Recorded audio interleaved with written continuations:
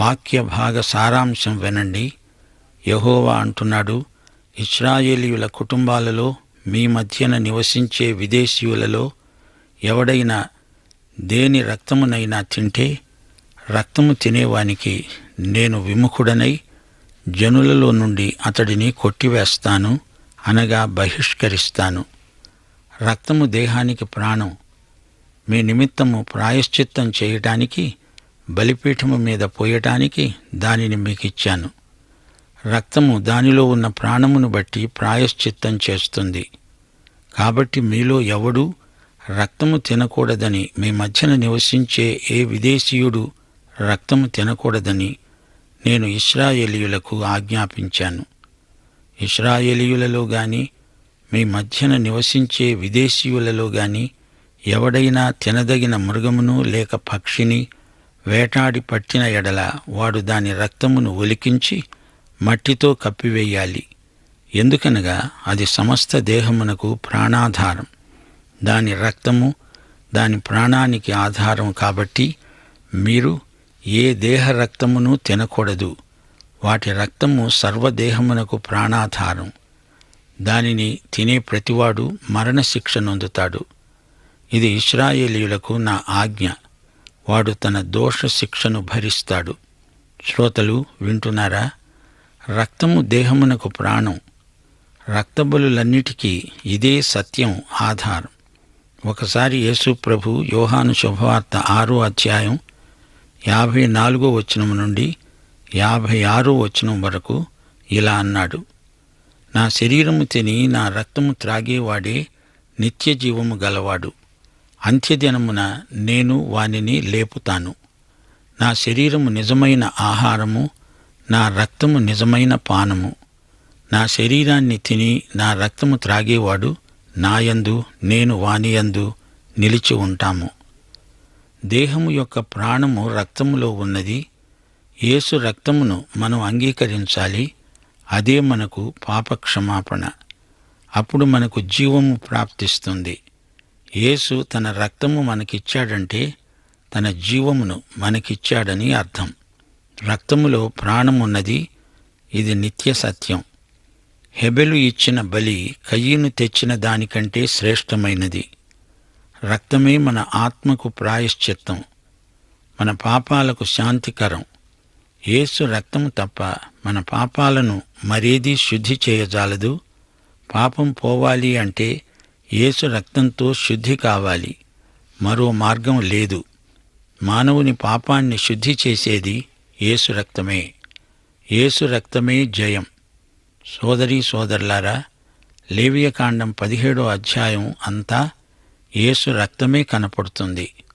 యేసు శిలువ మీద దేవుడు తన కుమారుని రక్తంతో ఒక ప్రేమ సందేశం రాశాడు.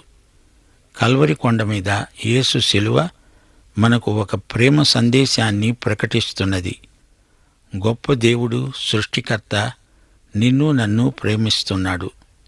దానికి రుజువు ఆయన మనకు అనుగ్రహించిన రక్తదానం, యేసు శిలువ రక్తదానం. మనం పాపులము, దౌర్భాగ్యులము. అలాంటి మన కోసం ఆయన శిలువ మీద తన రక్తం కార్చాడు. యేసుక్రీస్తు దేవుని కుమారుడు, దేవుడిచ్చిన ప్రేమ బహుమానం. మన జీవితాలను విప్లవాత్మకంగా మార్చగల బహుమానమది. ఆయన బహుమానం యేసు రక్తదానమే. దేవునికి నీవంటే ఎంతో శ్రద్ధ. యెషయా 43వ అధ్యాయం 4వ వచనం దేవుడు అంటున్నాడు: నీవు నా దృష్టికి ప్రియుడవైనందున ఘనుడవయ్యావు. నేను నిన్ను ప్రేమిస్తున్నాను. యిర్మీయా 31వ అధ్యాయం 3వ వచనం శాశ్వతమైన ప్రేమతో నేను నిన్ను ప్రేమిస్తున్నాను గనుక విడువక నీ ఎడల కృప చూపుతున్నాను. దేవుడు నిన్ను నన్ను ఎందుకు ఇంతగా ప్రేమిస్తున్నాడు? నేను ఒక్కణ్ణే ఈ లోకంలో మహా దౌర్భాగ్యుణ్ణి అన్నట్లు నన్ను ఇంతగా ప్రేమిస్తున్నాడే. అవును, నీవు దేవుని దృష్టిలో అమూల్యమైన వ్యక్తివి. లేవియకాండం 17వ అధ్యాయం ఇదే సత్యాన్ని రుజువు చేస్తున్నది. యేసు రక్తాన్ని మించిన వరదానం మరొకటి లేదు. యేసు రక్తం నాలోకి వచ్చిందంటే అది ఆయనకు మరణం, నాకు జీవం. శిలువ దేవుని ప్రేమను ప్రకటించే ఏకైక వస్తువు. 1 యోహాను 4:9-10 వచనాలు. మనము ఆయన ద్వారా జీవించున్నట్లు దేవుడు తన అద్వితీయ కుమారుణ్ణి లోకములోకి పంపాడు. దీనివలన దేవుడు మన యందు ఉంచిన ప్రేమ ప్రత్యక్షపరచబడింది. మనము దేవుణ్ణి ప్రేమించాము అని కాదు, తానే మనలను ప్రేమించి మన పాపములకు ప్రాయశ్చిత్తమై ఉండడానికి తన కుమారుణ్ణి పంపాడు. ఇందులో ప్రేమ ఉన్నది. యేసే మన పాపాలకు ప్రాయశ్చిత్తార్థ బలి. దేవుడు మనల్ని ప్రేమించాడు గనుకనే తన కుమారుణ్ణి శ్రమలకు, శిలువ మరణానికి అప్పగించాడు. లేకపోతే దేవునికి మనకు నిత్యత్వపు ఎడబాటు తప్పదు. ఈ లోకంలో యేసు ప్రేమించని వ్యక్తి ఎవ్వడూ లేడు. రోమాపత్రిక 5:8 చెప్పే మాట ఇదే. దేవుడు మన ఎడల తన ప్రేమను వెల్లడిపరుస్తున్నాడు. ఎట్లనగా, మనమింకా పాపులమై ఉండగానే క్రీస్తు మన కోసం చనిపోయాడు. ప్రతి మానవుడు మరణాన్ని తన పాపోద్యోగానికి జీతంగా స్వీకరిస్తున్నాడు. రోమాపత్రిక 6:23 అంటోంది, పాపము వలన వచ్చే జీతం మరణం, కాని దేవుని ప్రేమ నిర్నిబంధమైనది, అనగా షరతు లేనిది. యేసు ఎవరిని ప్రేమిస్తాడు? దొంగలను, వ్యభిచారులను, హంతకులనా? అవును, ఆయన స్వార్థపరులను, వేషధారులను, దేవదూషకులను కూడా ప్రేమిస్తాడు. అన్నిటినీ మించి నిన్ను, నన్ను కూడా ప్రేమిస్తున్నాడు. నా పాపాలు నన్ను చంపుతాయి, కాని యేసు తాను చనిపోయి తన రక్తం కార్చి నన్ను బ్రతికించాడు. నా పాపాల నుండి నన్ను రక్షించాడు. అందుకే ఆయన చనిపోవలసి వచ్చింది. 1 యోహాను 3:1 మనము దేవుని పిల్లలమని పిలువబడినట్లు తండ్రి మనకు ఎలాంటి ప్రేమ అనుగ్రహించాడో చూడండి. తనను ఎందరు అంగీకరించారో వారికందరికీ, అనగా తన నామమందు విశ్వాసముంచిన వారికి దేవుని పిల్లలవడానికి ఆయన అధికారం అనుగ్రహించాడు. సోదరుడా, సోదరి, నీవు చేసిన పాపాలన్నిటికీ యేసు ప్రాయశ్చిత్తార్థ బలి అయ్యాడు. లేవియకాండం 17 నుండి 27 వరకు పరిశుద్ధ జీవితానికి సంబంధించిన నియమాలు క్రోడీకరించబడి ఉన్నాయి. ఈ గ్రంథమంతటా పరిశుద్ధత అనే అంశం పదే పదే ప్రస్తావించబడింది. నేను పరిశుద్ధుడను గనుక మీరు పరిశుద్ధులై ఉండాలి. ఇదే హెచ్చరిక 1 పేతురు 15-16 పునరుద్ఘాటించబడింది. నేను పరిశుద్ధుడనై ఉన్నాను గనుక మీరును పరిశుద్ధులై ఉండండి. మీరు విధేయులగు పిల్లలై మీ పూర్వపు అజ్ఞాన దశలో మీకు ఉండిన ఆశలను అనుసరించి ప్రవర్తింపక, మిమ్మును పిలిచినవాడు పరిశుద్ధుడై ఉన్న ప్రకారము మీరును సమస్త ప్రవర్తనయందు పరిశుద్ధులై ఉండండి. ఇది లేవియ కాండంలోని ఆజ్ఞకు ప్రతిధ్వని. మీరు పరిశుద్ధులై ఉండండి, మీ దేవుడనైన నేను పరిశుద్ధుడను. ఈ మాటలు దేవుడు స్వయంగా చెప్పినవి. పరిశుద్ధత ప్రమాణాలు దేవుడే నిర్దేశించాడు. పేతురు కూడా దేవుడే చెప్పినట్లు మాట్లాడాడు. మోషే చెప్పింది కాదు, మరెవరూ చెప్పింది కాదు. దేవుడే నేరుగా మాట్లాడుతున్నాడు. నేను పరిశుద్ధుడను గనుక మీరు పరిశుద్ధులై ఉండండి. యోహాను పత్రికలో ఆయన వెలుగులో ఉన్న ప్రకారం మనము వెలుగులో నడిచిన ఎడల అంటున్నాడు. 1 యోహాను 2:6 ఆయన యందు నిలిచి ఉన్న వాడనని చెప్పుకునేవాడు ఆయన ఏలాగు నడుచుకున్నాడో అలాగే తాను నడుచుకొన బద్ధుడై ఉన్నాడు. 1 యోహాను 3:3 ఆయన యందు ఈ నిరీక్షణ పెట్టుకొనిన ప్రతివాడు ఆయన పవిత్రుడై ఉన్నట్లుగా తనను పవిత్రునిగా చేసుకుంటాడు. లేవియ కాండంలో దేవుడు మాత్రమే స్వభావరీత్యా పరిశుద్ధుడు అని ఖండితంగా చెప్పబడింది. పరిశుద్ధతకు దేవుడే మూలం. దేవుడు పరిశుద్ధతకు మాతృక. దేవుడు తన ప్రజలను దాస్యము నుండి విమోచిస్తాడు. వారికి కొత్త భూమిని స్వాస్థ్యంగా ఇస్తాడు. అంతేకాదు, వారి యందు తన యొక్క పరిశుద్ధతను ఉత్పత్తి చేస్తాడు.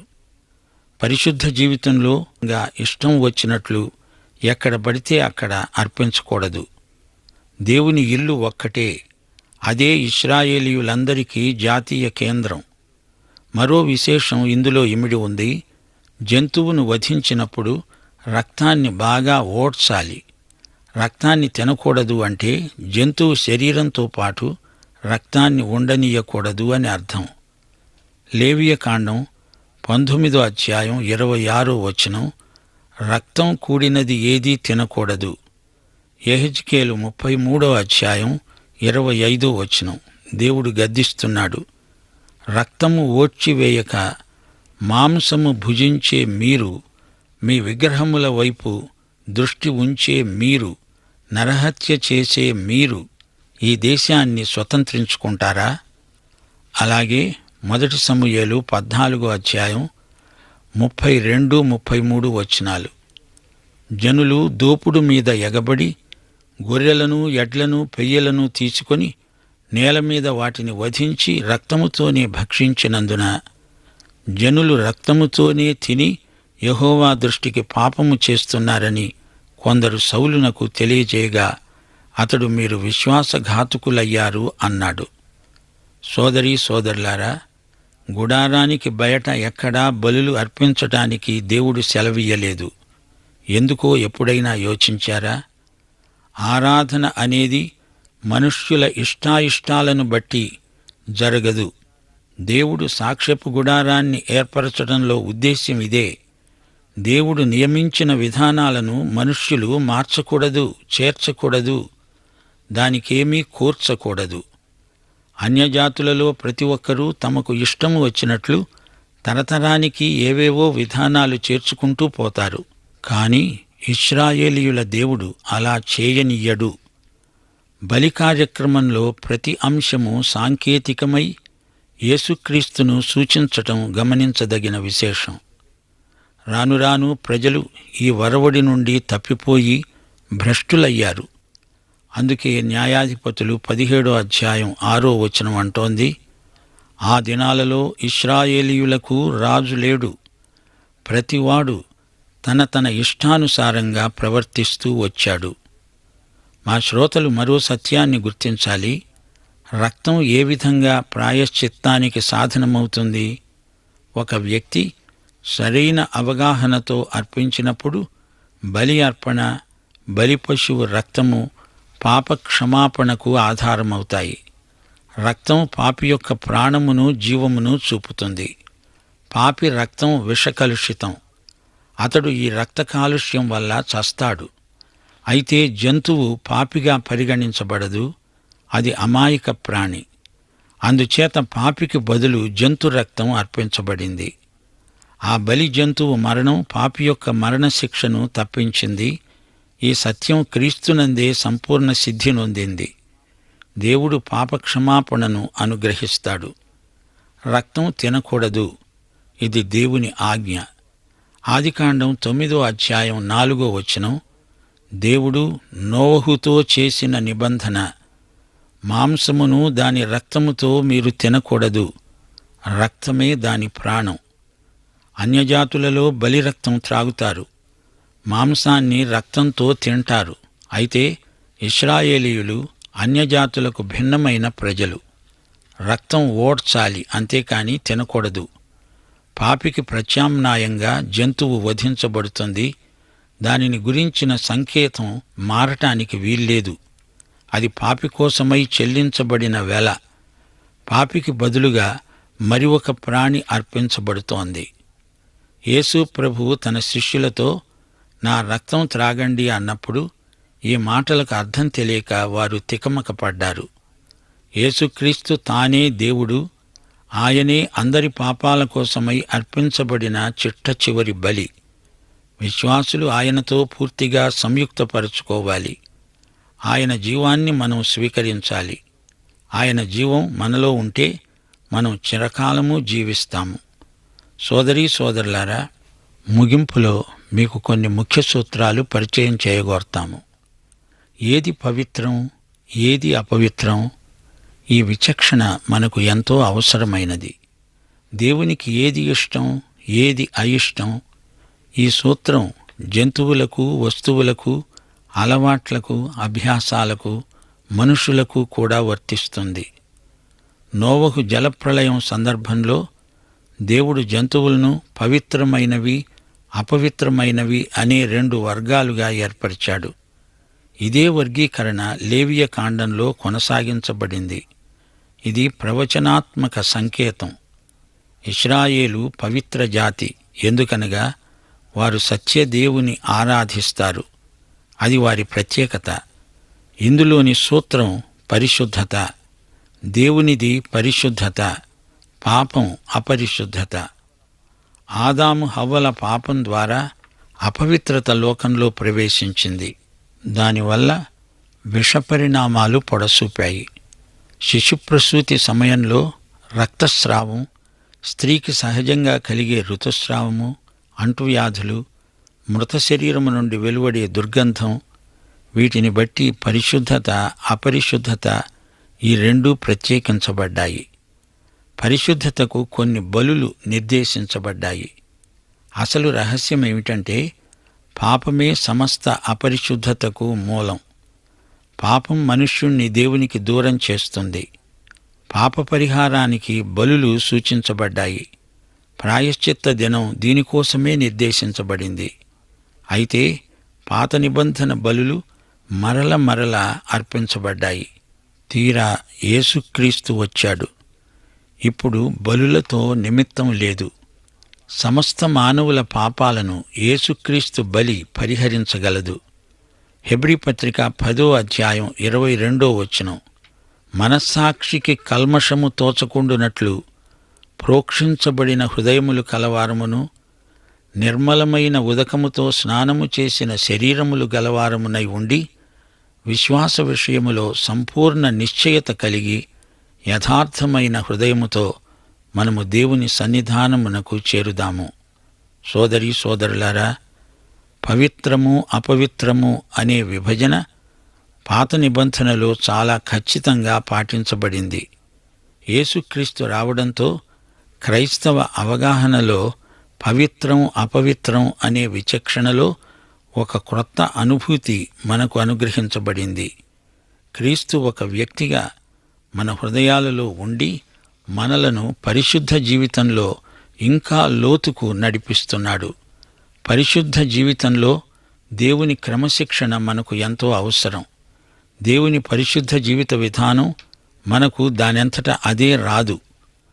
హెబ్రీ పత్రిక 12వ అధ్యాయం 10-11 వచనాలు, మనము తన పరిశుద్ధతలో పాలు పొందాలని మన మేలు కోసమే ఆయన మనలను శిక్షిస్తున్నాడు.